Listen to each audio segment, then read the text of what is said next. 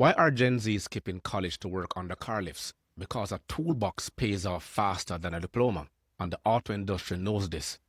Auto industry news isn't just about the latest EV launch, it's about the talent under your hood. I looked at two reports recently, one from 24/7 Wall Street and the other from the World Economic Forum, and both show why young people skip college and go straight into hands-on careers. They point to huge skills gaps, high cost, and booming demand in the trades, especially in the automotive and EV service. If you want clear takes on how to steer your career, hit subscribe and ring the bell. Tell me in the comments, did you consider college or a trade school? We're going to mix it up a little bit, so let's take a look at our feature video from ABC News. Take a look at this. A new article from Business Insider is shedding light on Gen Z's pivot from college to blue-collar jobs, from student debt to the rise in AI, how Americans are losing faith in the college degree. Amanda Hoover is here. She's the author of this article and is joining me now. Amanda, thank you so much for joining me to talk about this. This is so interesting. You mentioned in the article just 22% of U.S. adults say college was worth it if a student had to take out loans to attend. So how have those loans pushed Gen Z toward blue-collar jobs? There's definitely a lot of young people that are looking at college and questioning, is this worth it? The time, the effort, but also the debt. We see those numbers in the tens of thousands on average, rising over time. So why not? Some young people are thinking, if I don't know what I want to do and I don't really want to go to college, like, why force it? Why not find something that works better for me and maybe doesn't involve sitting at a desk all day or lets me be my own boss? They can go to a trade school or just get a certificate in some sort of field. You also write in the article about how concerns about AI are a major factor in the careers people choose. So what does it signify for the future? I've heard people talk about this. AI is after your job or robots will take over. So what does that mean about the future and where we're headed? Yes, so many jobs that were really looked at as lucrative and stable. Think about software engineering, consulting, even legal marketing jobs. All of these are at risk of automation. We don't know what's going to happen yet, but there's a concern that entry-level jobs will be the first to go. Even the CEO of Cloud AI came out and he actually admitted that. And the WEF report warns that by 2030, 59 out of 100 workers will need new training. More than 120 million people worldwide at medium-term risk of redundancy if they don't upskill. You're going to see this play out. Classrooms can't keep pace with AI, big data, or even EV tech.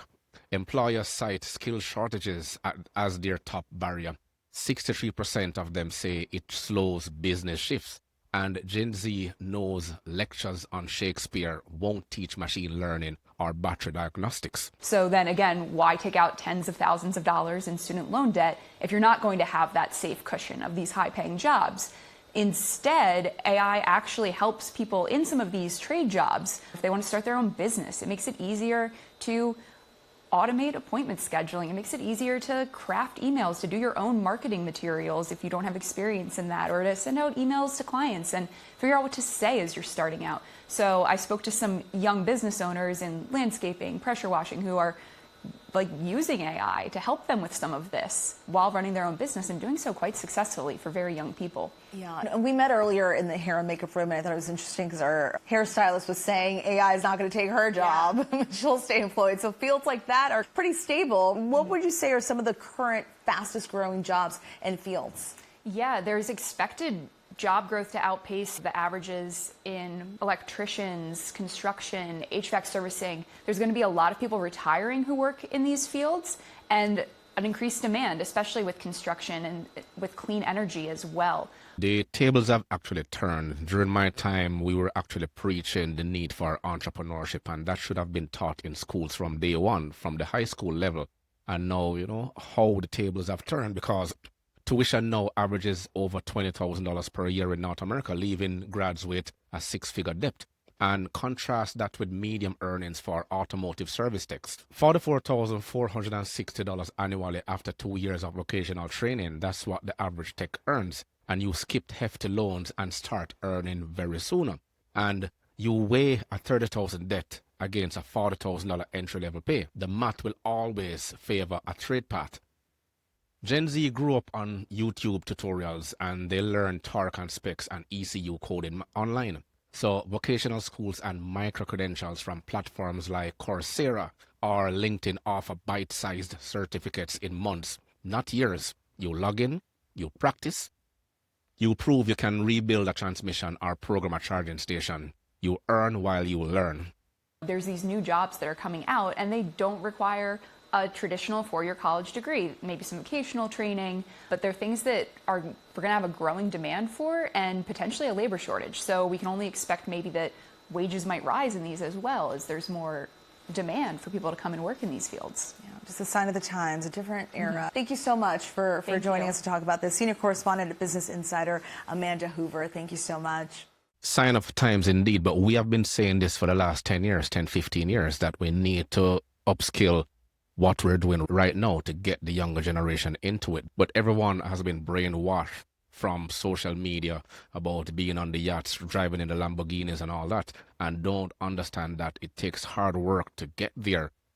Now, to lean into the last part you're seeing here, auto trades remain male-dominated, but it actually opens up to everyone. 24/7 Wall Street lists automotive service technicians and mechanics as 99.3% male, and that signals tradition, not a barrier. Workshops innovate. So more mentorships, flexible hours.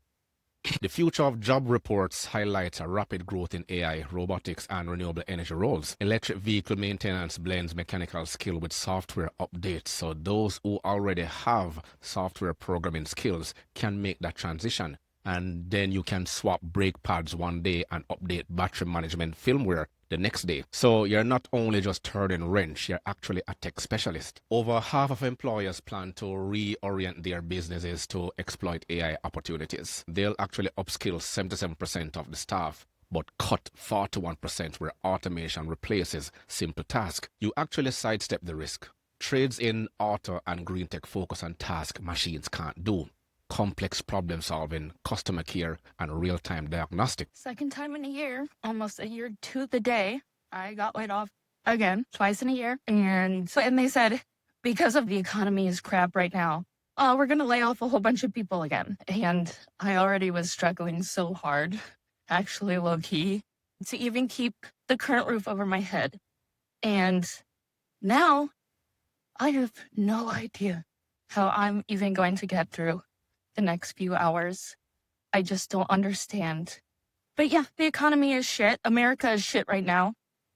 I feel like there's a really big plan for them to tank this so that we have to rely on other things, other people. It's fucking shit. And I'm quite frankly tired of it. I'm tired of my livelihood being in other people's hands, and I have no idea how to fix that, but I'm going to, because this is just wild. And I'm fucking angry more than I am hurt or sad. I am scared. I have no idea where any of my bills are going to come from. I'm more angry than anything because I just cannot even believe. I used to be able to get a job like the week later if I got laid off. I got laid off today, and I was not going to make a video about this. I wasn't sure that I was going to publicly talk about this, but because we are in 2025 and there is this great layoff movement that is happening and people are going through this every single day, I wanted to come on here and say a couple of things. First things first, if you do not feel secure in your job and if you are afraid of being laid off, trust your discernment. Honey, be prepared. Last year, I recognized that my services were no longer needed within this company. So when the layoff word started being passed around in early 2025, I wholeheartedly believed that my job was going to be at the top of the list of being eliminated. And today, I found out that I was not wrong. So I'll say it again. Step one, if you feel even the teensiest bit of insecurity in that job, believe it. Trust your gut and start preparing. How do you prepare? Get that resume together. If you are able to hire yourself a career coach, do that also. 700 employees have just been laid off and replaced with AI at Klarna. Klarna has just wiped out 10% of its employees. And that's just the beginning. All of these businesses are about to do the same thing because think about it. They don't have to pay healthcare benefits anymore. They don't have to worry about, workers have to worry about all the HR issues that come with having a business and dealing with people. They don't have to worry about people needing lunch breaks. They now have AI that can do it around the clock. And all the money now. This is just the beginning. Frontline jobs, delivery drivers, construction workers, technicians will see the most absolute growth by 2030. And these roles don't need a 4-year degree. They need your hands, your mind, and short cycle training. In the auto industry, that means more bays, more specials, more tech tools. You get in early.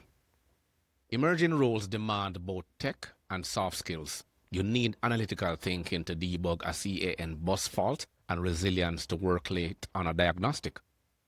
Collaboration matters when you coordinate with software teams. A rigid degree program rarely builds that blend quickly. Skip generic degrees. Seek targeted programs, trade schools, apprenticeships, online nano degrees. Research partnerships between automakers and technical colleges. Look for EV-specific certifications. Track labor data in your region. Find where hiring spikes meet your skill set. Gen Z isn't trashing education. They're chasing efficiency and relevance. You choose where to invest your time and money. In the auto industry, a toolbox and up-to-date skill can outpace a diploma. Subscribe for more auto industry news, insights, and tactics. Drop a comment on your next move, college, bootcamp, or shop floor. As usual, I will catch you in the next episode.